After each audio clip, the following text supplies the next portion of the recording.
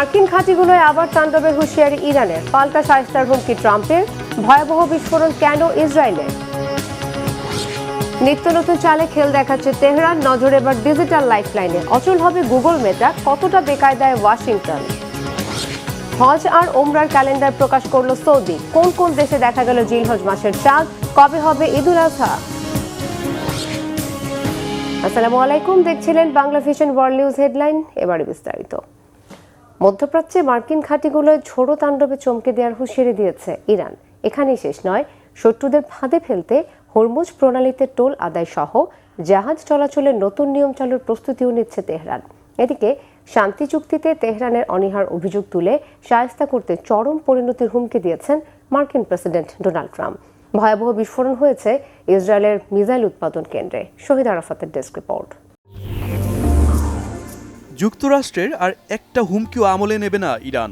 নিয়মিত হুমকি দেওয়ার প্রবণতা থেকে সরে না দাঁড়ালে মধ্যপ্রাচ্যে মার্কিন ঘাঁটিগুলোয় নতুন করে ঝড়ো হামলা শুরুর হুঁশিয়ারি দিয়েছে তেহরান। রবিবার ইরানের সশস্ত্র বাহিনীর সিনিয়র মুখপাত্র ব্রিগেডিয়ার জেনারেল আবুল ফজল শেকারজি এই হুমকি দেন। মার্কিন প্রেসিডেন্ট ডোনাল্ড ট্রাম্পকে হতাশ নেতার সম্বোধন করে ইরানের এই সেনা কর্মকর্তা বলেন, এসব বেখাপ্পা হুমকি যুক্তরাষ্ট্রকে করুণ পরিণতির দিকে ঠেলে দিচ্ছে, ভয়াবহ পরিস্থিতি ডেকে আনছে ওয়াশিংটন।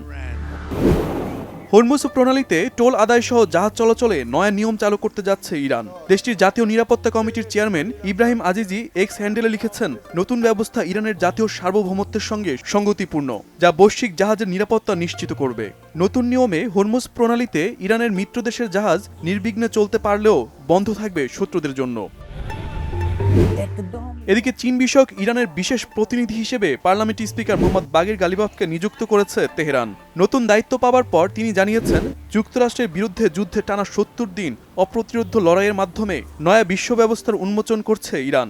আগামী দিনে ইরানের মতো উন্নয়নশীল দেশগুলো নয়া ব্যবস্থার নেতৃত্ব দেবে বলেও আশাবাদী তিনি। এমন অবস্থায় ইরান দ্রুত চুক্তিতে না গেলে চরম পরিণতি ভোগ করতে হবে বলে সতর্ক করেছেন মার্কিন প্রেসিডেন্ট ডোনাল্ড ট্রাম্প। শনিবার এক সাক্ষাৎকারে ইরানের সাথে চুক্তির বিষয় নিয়ে অনিশ্চয়তার কথা তুলে ধরেন তিনি। ট্রাম্পের অভিযোগ, তেহরান আগে চুক্তি করতে আগ্রহ দেখালেও বর্তমানে তেমন সাড়া দিচ্ছে না। ওয়াশিংটন তেহরান পাল্টাপাল্টি হুমকি আর কৌশলী শর্তের চালাচালির মধ্যেই ভয়াবহ বিস্ফোরণ হয়েছে ইসরায়েলের এক মিসাইল উৎপাদন কেন্দ্রে। শনিবার রাতে বেত শেমসের ওই বিস্ফোরণের ভিডিও এরই মধ্যে সামাজিক মাধ্যমে ছড়িয়ে পড়েছে। গত মার্চে ইসরায়েলের অন্যতম সরকারি অস্ত্র উৎপাদন কেন্দ্রটিতে ইরানের ব্যালিস্টিক মিসাইলের হামলায় বিস্ফোরণ হয়েছিল। এদিকে যুদ্ধবিরতির মেয়াদ বাড়ানোর পরও শনি ও রবিবার লেবাননে অন্তত ১০০টি অবস্থানে হামলা চালিয়েছে ইসরায়েল। এতে নিহত হয়েছে নারী শিশুসহ অন্তত ২০ জন Lebanese. Shahid Arafat, Bangla vision news desk. যুক্তরাষ্ট্র আর ইসরায়েলের সামরিক আগ্রাসনের শুরু থেকে প্রতিনিয়ত অভিনব খেল দেখাচ্ছে ইরান। শত্রুর রক্তচক্ষু উপেক্ষা করে জ্বালানি তেলের উপর তেহরানের নিয়ন্ত্রণের বিষয়টি এখন বিশ্ব স্বীকৃত। এবার নজর বিশ্বের ডিজিটাল লাইফলাইনে। হরমুজ প্রণালীর নিচ দিয়ে যাওয়া অপটিক্যাল ফাইবার কেবলকে ঢাল বানিয়ে গুগল মেটার মতো টেক জায়ান্টদের থেকে টোল আদায়ের ছক কষছে তেহরান। নির্দেশ না মানলে বৈশ্বিক ব্যাংকিং ব্যবস্থা আর ইন্টারনেট অচলের হুমকি বাস্তবায়নে মুহূর্তেই নামতে পারে ডিজিটাল মহাবিপর্যয়। কিভাবে ডিজিটাল লড়াইয়ের ছক কষছে তেহরান, এখানেও কি ধরা খেতে যাচ্ছে ওয়াশিংটন।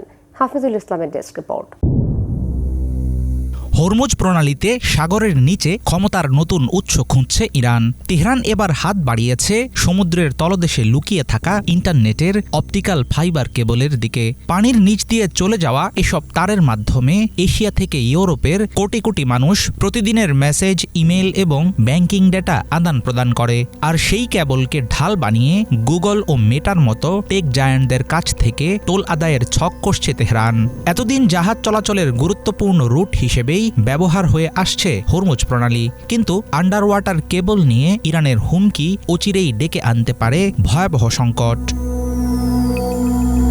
তেলের বাজারে রাজত্ব করার পর বিশ্ব অর্থনীতির আরেক সংবেদনশীল ধমনী ইন্টারনেট কেবলের উপর ক্ষমতা খাটাতে চাইছে ইরান। তেহরানের দাবি, হরমুজ প্রণালীর নিচ দিয়ে যাওয়া অপটিক্যাল ফাইবারের সুবিধা নিতে হলে গুগল, মেটা, অ্যামাজন এবং মাইক্রোসফটের মতো ট্রিলিয়ন ডলারের কোম্পানিগুলোকে লাইসেন্স ফি দিতে হবে। ইরানি আইন প্রণেতাদের যুক্তি, এসব কেবলের কিছু অংশ তাদের জলসীমার উপর দিয়ে গেছে, সুতরাং সেগুলো ব্যবহার করতে হলে গুনতে হবে মোটা অঙ্কের অর্থ। এমনকি অপটিক্যাল ফাইবারের ক্ষয়ক্ষতি হলে মেরামতের একচেটিয়া অধিকারও থাকবে ইরানি কোম্পানির হাতে। ইরানের নির্দেশ অমান্য করলে পুরো ডেটা ট্রাফিক অচল করে দেওয়ার পরোক্ষ হুমকি বাতাসে ভাসছে।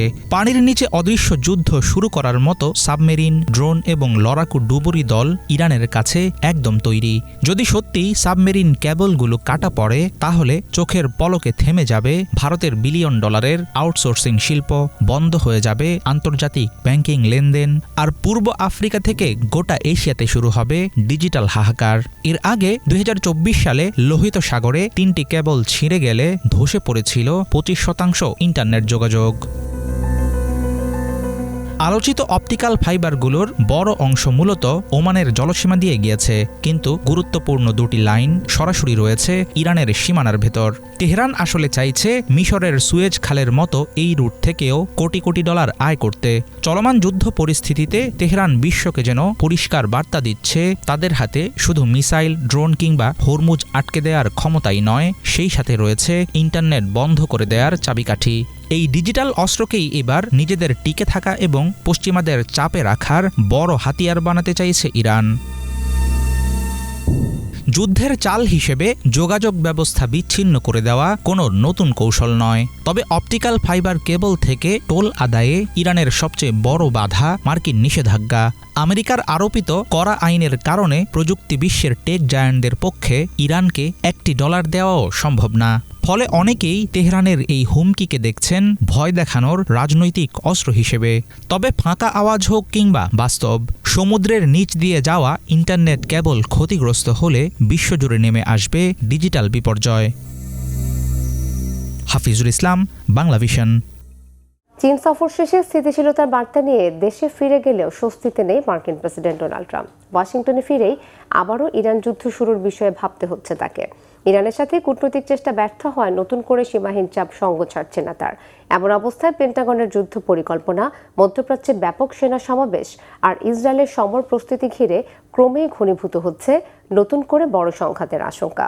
হিজল জুবারের ডেস্ক রিপোর্টে বিস্তারিত।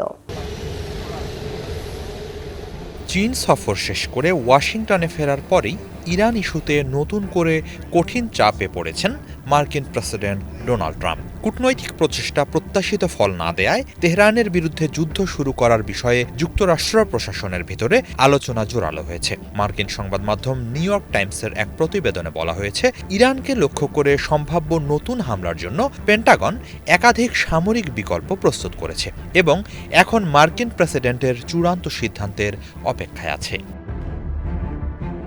মার্কিন প্রশাসনের কয়েকজন কর্মকর্তা নাম প্রকাশ না করার শর্তে জানিয়েছেন, আগামী সপ্তাহের মধ্যেই ইরানের বিরুদ্ধে সম্ভাব্য হামলা আবারও শুরুর জন্য যুক্তরাষ্ট্র ও ইসরায়েল ব্যাপক প্রস্তুতি নিচ্ছে। যুদ্ধবিরতি কার্যকর হওয়ার পর থেকে এটাকেই সবচেয়ে বড় প্রস্তুতি বলে মনে হচ্ছে।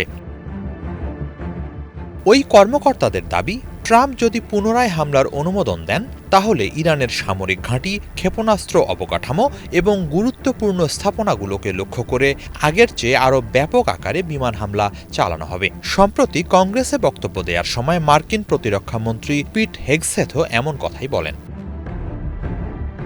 প্রতিবেদনে আরও বলা হয়েছে, কেবল আকাশপথে হামলাই নয়, স্থল অভিযান নিয়েও আলোচনা চলছে। বিশেষ করে ইরানে মাটির নিচে চাপা পড়া উন্নত ইউরেনিয়াম জব্দে বিশেষ বাহিনী ব্যবহার করার পরিকল্পনাও বিবেচনায় রয়েছে। বর্তমানে মধ্যপ্রাচ্যে মার্কিন বিশেষ বাহিনীর কয়েকশো সদস্য মোতায়েন রয়েছে, তবে এমন অভিযান পরিচালনা করতে বিপুল সংখ্যক সহায়ক সেনা প্রয়োজন হবে, যারা নিরাপত্তা বলয় তৈরি করবে এবং প্রয়োজনে ইরানি বাহিনীর সাথে সরাসরি যুদ্ধেও অংশ নেবে। মার্কিন সামরিক বিশ্লেষকদের মতে, এ ধরনের পদক্ষেপ বড় ধরনের প্রাণহানির ঝুঁকি তৈরি করতে পারে। নিউ ইয়র্ক টাইমসের প্রতিবেদনে উল্লেখ করা হয়, ইরানের বিরুদ্ধে নতুন হামলা শুরু হলে তা সম্ভবত সেই অবস্থান থেকেই পুনরায় শুরু হবে যেখানে গত এপ্রিল মাসে যুদ্ধবিরতির আগে সংঘর্ষ থেমেছিল। সে সময় ট্রাম্প কঠোর ভাষায় হুঁশিয়ারি দিয়েছিলেন, ইরান যদি হরমুজ প্রণালী খুলে না দেয়, তাহলে ইরানি সভ্যতা নিশ্চিহ্ন করে দেয়া হবে। এদিকে যুদ্ধবিরতির সময়টাতে যুক্তরাষ্ট্র মধ্যপ্রাচ্যে তাদের সামরিক শক্তি আরও জোরদার করেছে বলে জানিয়েছেন পেন্টাগনের কর্মকর্তারা। বর্তমানে ওই অঞ্চলে 50,000-এর বেশি মার্কিন সেনা প্রস্তুত রয়েছে। পাশাপাশি মোতায়েন রয়েছে 2টি বিমানবাহী রণতরী, একাধিক ডেস্ট্রয়ার যুদ্ধজাহাজ এবং বিপুল সংখ্যক যুদ্ধবিমান। জয়েন্ট চিফস অব স্টাফের চেয়ারম্যান জেনারেল ড্যান কেইন বলেছেন, প্রয়োজনীয় নির্দেশ পেলেই বাহিনী দ্রুত অভিযান শুরু করতে সক্ষম। মার্কিন কর্মকর্তারা আরও জানিয়েছেন, প্রায় 5,000 মেরিন সেনা এবং 82তম এয়ারবোর্ন ডিভিশনের 2,000-এর বেশি প্যারাট্রুপারও প্রস্তুত রাখা হয়েছে। ইরানের তেল রপ্তানির অন্যতম প্রধান কেন্দ্র খার্ক দ্বীপ নিয়ন্ত্রণে নেওয়ার প্রয়োজন দেখা দিলে তাদের ব্যবহার করা হতে পারে। অবশ্য সামরিক বিশেষজ্ঞরা মনে করছেন, ওই এলাকা দীর্ঘ সময় ধরে নিয়ন্ত্রণে রাখতে আরও বড় বাহিনী মোতায়েনের প্রয়োজন হবে। তবে অনেক সামরিক কর্মকর্তা স্বীকার করছেন, ইরানের বিরুদ্ধে সম্ভাব্য যুদ্ধ মোটেও সহজ হবে না। মার্কিন গোয়েন্দা তথ্য অনুযায়ী তেহরান ইতোমধ্যেই তাদের বেশিরভাগ ক্ষেপণাস্ত্র ঘাঁটি, উৎক্ষেপণ ব্যবস্থা এবং ভূগর্ভস্থ সামরিক অবকাঠামো আবার সক্রিয় করেছে। একই সাথে ইরান ইতিমধ্যেই হুঙ্কার দিয়ে যুদ্ধের জন্য পাল্টা প্রস্তুতির কথা জানিয়েছে। ইরানের পার্লামেন্ট স্পিকার মোহাম্মদ বাগের গালিবাফ হুঁশিয়ারি দিয়ে বলেছেন, শত্রুপক্ষ আবার হামলার পথ বেছে নিলে তারা এমনভাবে পাল্টা জবাব দেবে যা তাদের বিস্মিত করবে। হিজল জোবায়ের, বাংলা ভিশন। এদিকে চীনে মার্কিন প্রেসিডেন্ট ডোনাল্ড ট্রাম্পের বহুল আলোচিত সফর শেষ হলেও রেশ এখনো কাটেনি। বেজিংয়ে প্রভাবশালী দুই বিশ্বনেতার হাসি, করমর্দন আর রাজকীয় আতিথেয়তার আলোচনা পর্ব শেষে এবার চলছে প্রাপ্তি অপ্রাপ্তির হিসাব নিকাশ। লাভের পাল্লা কোন দিকে ভারী? বাণিজ্য আর ইরান নিয়ে কিছু হাসিল হলো কি ওয়াশিংটনের, নাকি এই সফর শুধু সম্পর্কের বরফ গলানোয় সীমাবদ্ধ? বিস্তারিত মোর্শেদ আলমের ডেস্ক রিপোর্টে। ঝাঁকজমকপূর্ণ ভোজ, লাল গালিচা অভ্যর্থনা আর পারস্পরিক প্রশংসায় ভরা ছিল দুই পরাশক্তি দেশ যুক্তরাষ্ট্র চীনের প্রেসিডেন্ট ডোনাল্ড ট্রাম্প ও শি জিনপিং এর বৈঠক। সফর শেষে চলছে কড়া হিসাব নিকাশ। এই বৈঠক থেকে আসলে কে কি পেল, কার কতটা লাভ হলো? বিশ্লেষকদের মতে সফরে সবচেয়ে বড় কূটনৈতিক সাফল্য পেয়েছে চীনের প্রেসিডেন্ট শি জিনপিং। কারণ যুক্তরাষ্ট্রের সঙ্গে চলমান বাণিজ্য যুদ্ধ ও ইরান সংকটের মাঝেও তিনি ট্রাম্পকে বেজিংয়ে এনে সম্পর্কের উষ্ণতা দেখাতে পেরেছেন। একই সঙ্গে তাইওয়ান ইস্যুতেও নিজের কঠোর অবস্থানও সরাসরি তুলে ধরেছেন শি। অন্যদিকে ট্রাম্প দেশে ফেরার সময় দাবি করেছেন, তিনি চীনের সঙ্গে দারুণ বাণিজ্য চুক্তি করেছেন। বোয়িং উড়োজাহাজ কেনা, কৃষিপণ্য আমদানি বাড়ানো এবং ফেন্টানিক ঠেকাতে সহযোগিতার মতো বিষয়গুলোকে তিনি বড় অর্জন হিসেবে তুলে ধরেছেন। তবে এসবের বেশিরভাগই এখনও আনুষ্ঠানিকভাবে নিশ্চিত করেনি বেইজিং। বোয়িং এখনও উড়োজাহাজ চুক্তির বিষয়টি নিশ্চিত করেনি। চুক্তি বাস্তবায়ন হলেও বাজার নিয়ে শঙ্কিত তারা। অন্যদিকে কৃষিপণ্য সহ কোনো বাণিজ্য চুক্তির বিষয় এখনো পর্যন্ত আনুষ্ঠানিকভাবে নিশ্চিত করেনি বলে জানায় চীন সরকার। ইরান ইস্যুতেও দুই পক্ষ কিছুটা কাছাকাছি এসেছে বলে দাবি করেছে ওয়াশিংটন। হোয়াইট হাউস জানায়, চীন চায় না ইরানের হাতে পারমাণবিক অস্ত্র যাক এবং হরমুজ প্রণালী অস্থিতিশীল হোক। হরমুজ প্রণালীকে সাময়িকীকরণ, টোল আরোপের বিরোধিতার পাশাপাশি চীনের হরমুজ নির্ভরতা কমাতে ভবিষ্যতে যুক্তরাষ্ট্র থেকে আরও বেশি তেল কেনার আগ্রহ প্রকাশ করেছে শি জিনপিং। যদিও চীনের সরকারি বিবৃতিতে পারমাণবিক অস্ত্র, টোল আদায় বা যুক্তরাষ্ট্রের তেল কেনার বিষয়ে কিছু বলা হয়নি। চীনা পররাষ্ট্র মন্ত্রণালয় বলছে, এই সংঘাতের কোনো প্রয়োজন ছিল না। যত দ্রুত সম্ভব পরিস্থিতির সমাধান হওয়া শুধু যুক্তরাষ্ট্র ও ইরানের জন্য নয়, বরং পুরো অঞ্চল এবং বিশ্বের স্বার্থে জরুরি। তবে সবচেয়ে গুরুত্বপূর্ণ বিষয়, তাইওয়ান, রেয়ার আর্থ ও শুল্ক যুদ্ধের মতো বড় বিরোধগুলো এখনো অমীমাংসিত। তাই বিশ্লেষকদের মতে এই সফরে চূড়ান্ত সমাধান হয়নি, বরং দুই পরাশক্তি আপাতত উত্তেজনা কমিয়ে আলোচনার পথ খোলা রেখেছে। সফরের সবচেয়ে বড় ইঙ্গিত হতে পারে শি জিনপিং এর আসন্ন ওয়াশিংটন সফর। ট্রাম্প শি জিনপিংকে আগামী সেপ্টেম্বরে ওয়াশিংটন সফরে আমন্ত্রণ জানিয়েছেন। বিশ্লেষকরা বলছেন, ট্রাম্পের বাড়তি শুল্ক আবার কার্যকর হওয়ার আগেই শির ওয়াশিংটন সফরে সম্মত হওয়া ইঙ্গিত দিচ্ছে। ওয়াশিংটন ও বেজিং উভয় মনে করছে বাণিজ্য নিয়ে একটি সমঝোতায় পৌঁছানো সম্ভব। একই সঙ্গে অন্য গুরুত্বপূর্ণ ইস্যুতেও কিছুটা অগ্রগতি হতে পারে। দুই দেশই বুঝতে পারছে সংঘাতের চেয়ে সমঝোতার পথই এখন সবচেয়ে বেশি জরুরি। মোরশেদ আলম, বাংলা ভিশন। থেকেছেন কাদামাটির গুহায়, খেয়েছেন জোয়ার দিয়ে তৈরি জাউ, বাস করেছেন ছারপোকার উপদ্রবে আক্রান্ত পাহাড়ি গ্রামে। জীবনের কঠিন পথ পেরিয়ে লড়াকু এই ব্যক্তি এখন বিশ্বের অন্যতম ক্ষমতাধর দেশের প্রেসিডেন্ট, যার হুমকি বা নির্দেশনা হেলায় এড়ানোর সুযোগ নেই। বলছিলাম চীনের প্রেসিডেন্ট শি জিনপিং এর কথা। সংগ্রামী বিশ্বনেতার উঠে আসার গল্প নিয়ে মোরশেদ আলমের আরও একটি ডেস্ক রিপোর্ট। 1969 সাল, মাত্র 15 বছর বয়সে বেজিং ছেড়ে চীনের প্রত্যন্ত পাহাড়ি গ্রাম লিয়াং জিহাতে পাঠাতে হয় এক কিশোরকে। থাকার জায়গা ছিল কাদামাটির গুহা। জোয়ার শস্য জাউয়ের খাবার মিলত, রাতে ঘুমাতে হতো ইটের মঞ্চে। ছারপোকার কামড়ে ক্ষত বিক্ষত শরীর নিয়ে মাঠে কাজ করতেন। সেই কিশোরী আজ বিশ্বের অন্যতম ক্ষমতাধর নেতা, চীনের প্রেসিডেন্ট শি জিনপিং। পাহাড়ি গ্রামের কাদামাটির গুহা থেকে কিভাবে ক্ষমতাধর নেতা হয়ে উঠেছেন শি জিনপিং? বেজিংয়ের গ্রেট হলে দাঁড়িয়ে আত্মবিশ্বাসী যে মানুষটি মার্কিন প্রেসিডেন্ট ডোনাল্ড ট্রাম্পকে স্বাগত জানান, তার জীবন একসময় ছিল ভয়, অপমান আর বেঁচে থাকার সংগ্রামে ভরা। তার বাবা শি চুং সুন ছিলেন চীনের কমিউনিস্ট বিপ্লবের অন্যতম নায়ক। 1934 থেকে 1935 সালে ঐতিহাসিক লং মার্চের যোদ্ধা এবং মাও সেতুংয়ের ঘনিষ্ঠ সহযোদ্ধা। শি যখন জন্মালেন, বাবা তখন চীনের প্রচারমন্ত্রী, পরে হন উপ প্রধানমন্ত্রী। এ সময় পরিবারটি উঠে এলো রাজধানীর বেজিংয়ের কঠোর নিরাপত্তা বেষ্টিত আবাসিক ও প্রশাসনিক কমপ্লেক্স ঝংনানহাইয়ে, নিষিদ্ধ নগরের পাশে কমিউনিস্ট নেতাদের সুরক্ষিত বাসভূমিতে। কিন্তু রাজনৈতিক ষড়যন্ত্রে একসময় তার বাবা শি চং সুনকে দল থেকে বহিষ্কার করা হয়। পরিবার হারায় সব ক্ষমতা ও নিরাপত্তা। সাংস্কৃতিক বিপ্লবের সময় পুরো পরিবারকে শাস্তি দেওয়া হয়। বাড়িতে হামলা চালায় রেড গার্ডরা, স্কুল বন্ধ হয়ে যায়, এমনকি শির সৎবোন আত্মহত্যাও করেন। সেই অস্থির সময়ে কিশোর শিকে পাঠানো হয় পাহাড়ি গ্রামে কাজ শেখার জন্য। প্রথম দিকে পরিবেশ সহ্য করতে না পেরে পালিয়ে বেজিংয়ে ফিরেছিলেন তিনি, কিন্তু পরে গ্রেপ্তার হয়ে শ্রমশিবিরেও কাটাতে হয় সময়। তারা যে পাহাড়ে বসবাস করতেন, সেখানে মানুষ থাকতো পাহাড়ের গায়ে কাদামাটি দিয়ে দেয়াল তোলা গুহায়, ইট বিছানো কাঙে ঘুম, রাতে খাবার হিসেবে জোয়ার জাতীয় শস্য ও কাঁচা শস্যের জাউ, বালতিতে চলত শৌচ কার্যক্রম। তবে সেখানে বদলে যেতে শুরু করে শির জীবন। বিভিন্ন আন্তর্জাতিক গণমাধ্যমের প্রতিবেদনেও উঠে আসে তার কঠোর জীবনচক্রের গল্প। গুহাগ্রামে ফিরে ধীরে ধীরে গ্রামের মানুষের সঙ্গে মিশে যান শি। গমের বস্তা কাঁধে পাহাড়ি পথ হাঁটতেন, বাঁধ রাস্তা মেরামত, সেচের নালা খুঁড়তেন, রাতে কেরোসিনের আলোয় বই পড়তেন। পরে তিনি নিজেই বলেন, পাথরের শান দিলে যেমন ছুরি ধারালো হয়, তেমনি কষ্ট মানুষকে শক্ত করে তোলে।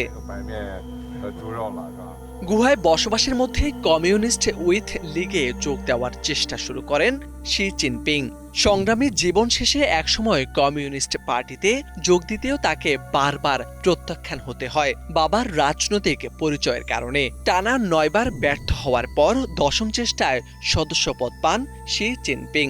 1975 সালে গ্রাম পার্টির শাখায় সম্পাদক এবং বেইজিংয়ের সিংহুয়া বিশ্ববিদ্যালয়ে পড়ার সুযোগে বেছে নিলেন প্রাদেশীয় রাজনীতি।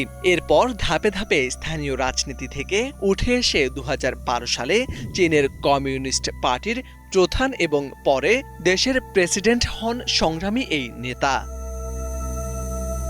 এখন সেই লিয়াং জিয়াহ গ্রামের গুহায় পরিণত হয়েছে রাজনৈতিক তীর্থস্থানে। লাখো মানুষ সেখানে যান শির সংগ্রামের গল্প দেখতে। বিশ্লেষকদের মতে গুহা থেকে গ্রেট হলে পৌঁছানোর এই গল্প শুধু একজন নেতার উত্থান নয়, বরং চীনের ক্ষমতার রাজনীতিতে টিকে থাকার এক বিরল ইতিহাস, যা শুধু মানুষকে রাজনীতির দীক্ষাই দিচ্ছে না, বরং শেখাচ্ছে কিভাবে হয়ে উঠতে পারেন গ্রেট লিডারে। মোরশেদ আলম, বাংলা ভিশন। 2026-27 সালে হজ মৌসুম আর ওমরা কার্যক্রমের পূর্ণাঙ্গ ক্যালেন্ডার প্রকাশ করেছে সৌদি আরব। এদিকে জিলহজ মাসের চাঁদ দেখা যাওয়ায় পবিত্র ঈদুল আজহা উদযাপনের তারিখ ঘোষণা করেছে মধ্যপ্রাচ্যের একাধিক দেশ। সৌদি আরবের হজ আর ওমরাহ মন্ত্রণালয় জানিয়েছে, প্রকাশিত নতুন ক্যালেন্ডার অনুযায়ী আগামী 21 মে থেকে পুনরায় শুরু হবে ওমরা ভিসা দেয়া আর ওমরা যাত্রীদের সৌদি আরবে ঢোকার কার্যক্রম। একই সঙ্গে 1 জুন থেকে পবিত্র মক্কায় ঢোকা আর নুসুক অ্যাপের মাধ্যমে ওমরাহ পারমিট কার্যক্রম আবারও চালু হবে। মন্ত্রণালয় আরও জানিয়েছে, নতুন মৌসুমে 1 সেপ্টেম্বর 2026 পর্যন্ত ওমরা ভিসা ইস্যু করা যাবে। এরপর 23 সেপ্টেম্বর 2026 হবে সৌদি আরবে ওমরা যাত্রীদের ঢোকার সময়সীমা। এছাড়া বিদেশি এজেন্টদের জন্য 11 মে থেকে বিভিন্ন সেবা চালু করার পাশাপাশি অনলাইন প্ল্যাটফর্মের মাধ্যমে ওমরা কোম্পানিগুলোর সঙ্গে ইলেকট্রনিক চুক্তি সম্পন্ন করার সুযোগ দিয়েছে দেশটির হজ ও ওমরা মন্ত্রণালয়। এদিকে জিলহজ মাসের চাঁদ দেখা গেছে তিউনিসিয়া আর তুরস্কে। এতে রীতি অনুযায়ী এই দেশ দুটি আগামী 10 জিলহজ বা 27 মে পবিত্র ঈদুল আজহা উদযাপন করবে। কঙ্গো ও উগান্ডায় ইবোলা ভাইরাসের প্রাদুর্ভাবে আন্তর্জাতিক জরুরি অবস্থা ঘোষণা করেছে বিশ্ব স্বাস্থ্য সংস্থা। সবচেয়ে নাজুক অবস্থায় থাকা আফ্রিকার গণতান্ত্রিক প্রজাতন্ত্রী কঙ্গোয় ইবোলায় প্রাণহানি বেড়ে দাঁড়িয়েছে অন্তত 90 জনে। আফ্রিকার রোগ নিয়ন্ত্রণ ও প্রতিরোধ কেন্দ্রের সবশেষ তথ্য অনুযায়ী এখন পর্যন্ত অন্তত 336 জন ইবোলা ভাইরাসে আক্রান্ত বলে সন্দেহ করা হচ্ছে। ডক্টরস উইদাউট বর্ডার্স জানিয়েছে, তারা পরিস্থিতি সামাল দিতে বড় পরিসরে প্রস্তুতি নিচ্ছে। দ্রুত ছড়ানো ইবোলার প্রাদুর্ভাবকে মহা উদ্বেগজনক বলেছে সংগঠনটি। কঙ্গো এটি ইবোলার 17তম প্রাদুর্ভাব। ইবোলার কোনো টিকা বা নির্দিষ্ট চিকিৎসা না থাকায় এটি আরও ব্যাপকভাবে ছড়ানোর ঝুঁকি রয়েছে বলে জানিয়েছে দেশটির স্বাস্থ্য মন্ত্রণালয়। প্রতিবেশী উগান্ডার রাজধানী কাম্পালায় এই ভাইরাসে একজনের মৃত্যু হয়েছে। 59 বছর বয়সী ওই ব্যক্তি কঙ্গোর নাগরিক। থাইল্যান্ডের রাজধানী ব্যাংককে যাত্রীবাহী ট্রেনের সাথে সংঘর্ষে আগুন ছড়িয়ে পড়ে একটি পাবলিক বাসে। আগুনের তীব্রতা এতটাই তীব্র ছিল যে বাসের কাছাকাছি থাকা কয়েকটি গাড়ি ও মোটরসাইকেলেও তা ছড়িয়ে পড়ে। এই দুর্ঘটনায় অন্তত 8 জন নিহত হয়েছেন। আহত 32 জনের মধ্যে অনেকের অবস্থায় গুরুতর। বিস্তারিত মির ফজলের আপডেট ডেস্ক রিপোর্টে। কেউ ফিরছিলেন ঘরে, কেউ বা যাচ্ছিলেন কর্মস্থলে, কিন্তু এক নিমিষেই থমকে গেল সব কোলাহল। ব্যাংককের ব্যস্ত রেল ক্রসিংয়ে ধেয়ে আসা এক দানবীয় ট্রেনের ধাক্কায় মুহূর্তেই একটি যাত্রীবাহী বাস রূপ নিল জ্বলন্ত অগ্নিকুণ্ডে। 16 মে ব্যাংককের প্রাণকেন্দ্র রাত চাথিউ এলাকার একটি ব্যস্ত রেল ক্রসিংয়ে এই দুর্ঘটনা ঘটে। এই দুর্ঘটনায় ঘটনাস্থলেই কমপক্ষে 8 জন নিহত হয়েছেন। এছাড়া কমপক্ষে 25 জন গুরুতর আহত হয়েছেন। এক প্রতিবেদনে এসব তথ্য জানিয়েছে দেশটির শীর্ষস্থানীয় সংবাদ মাধ্যম ব্যাংকক পোস্ট। সামাজিক মাধ্যমে প্রকাশিত বিভিন্ন ভিডিওতে দেখা গেছে ক্রসিংটিতে সিগন্যাল লাল থাকায় বাসসহ বেশ কিছু যানবাহন লাইনের ওপর বা খুব কাছাকাছি থমকে দাঁড়িয়েছিল। অতিরিক্ত জ্যামের কারণে রেল ক্রসিংয়ের স্বয়ংক্রিয় ব্যারিয়ারটি ঠিকমতো নামতে পারছিল না। ঠিক সেই মুহূর্তে একটি ভারী মালবাহী কার্গো ট্রেন ক্রসিংটির দিকে এগিয়ে আসে। ট্রেনটির ওজন অতিরিক্ত হওয়ায় চালক তাৎক্ষণিকভাবে ব্রেক চেপেও এটি থামাতে পারেননি। ট্রেনটি সরাসরি এসে কমলা রঙের পাবলিক বাসটিকে প্রচণ্ড শক্তিতে ধাক্কা দেয়। ট্রেনের ধাক্কার তীব্রতায় বাসটিতে মুহূর্তের মধ্যে বিকট বিস্ফোরণ ঘটে এবং আগুন ধরে যায়। বাসের পাশাপাশি ক্রসিংয়ে আটকে থাকা বেশ কয়েকটি প্রাইভেট কার এবং মোটরসাইকেলও এই সংঘর্ষের কবলে পড়ে। কিছু মোটরসাইকেল আরোহী ছিটকে রাস্তায় পড়ে যান এবং কয়েকটি গাড়িও আগুনে ক্ষতিগ্রস্ত হয়। দমকল কর্মীদের চেষ্টায় বাসের আগুন নিয়ন্ত্রণে আসে। এরপর গ্যাস সিলিন্ডার বা ফুয়েল ট্যাঙ্ক থেকে যাতে দ্বিতীয়বার কোনো বিস্ফোরণ না ঘটে সেজন্য তারা গ্যাস ভেন্টিলেশন ও কুলিং অপারেশন পরিচালনা করেন। বাসের পোড়া ধ্বংসাবশেষের ভেতরে আরও কেউ আটকে আছে কিনা তা নিশ্চিতে উদ্ধারকর্মীরা দীর্ঘ সময় তল্লাশি চালান। আহতদের উদ্ধার করে দ্রুত কাছাকাছি বিভিন্ন হাসপাতালে পাঠানো হয়। দেশটির সরকারের উচ্চ পর্যায় থেকে দুর্ঘটনার প্রকৃত কারণ এবং রেল ক্রসিংয়ের ব্যারিয়ার ও সিগন্যাল ব্যবস্থার কোনো গাফিলতি ছিল কিনা তা খতিয়ে দেখতে একটি উচ্চ পর্যায়ের তদন্ত কমিটি গঠন করা হয়েছে।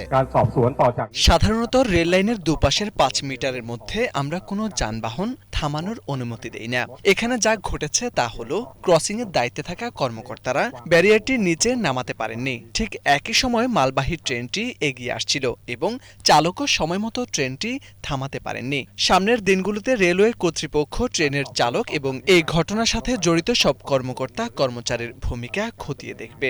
ট্রেনের স্পিড টেপ উদ্ধার করা হবে এবং পুরো অপারেশনটি কিভাবে পরিচালনা করা হয়েছিল সেটিও পরীক্ষা করা হবে। বিশ্ব স্বাস্থ্য সংস্থার প্রতিবেদন অনুযায়ী দক্ষিণ পূর্ব এশিয়ার মধ্যে থাইল্যান্ডের সড়ক ও যোগাযোগ ব্যবস্থা অন্যতম ঝুঁকিপূর্ণ হিসেবে বিবেচিত। ব্যাংককের মতো জনাকীর্ণ শহরের কেন্দ্রস্থলে এমন ভয়াবহ এবং আকস্মিক দুর্ঘটনা পুরো থাইল্যান্ড জুড়ে শোকের ছায়া ফেলেছে। সেই সাথে এটি নগরীর যাতায়াত ব্যবস্থার নিরাপত্তা ও স্বয়ংক্রিয় রেল গেটগুলোর আধুনিকায়ন নিয়ে নতুন করে বড় প্রশ্ন তুলেছে। মীর ফজলে রাব্বি, বাংলা ভিশন। এই ছিল আজকের মতো। এতক্ষণ সাথে থাকায় ধন্যবাদ সবাইকে।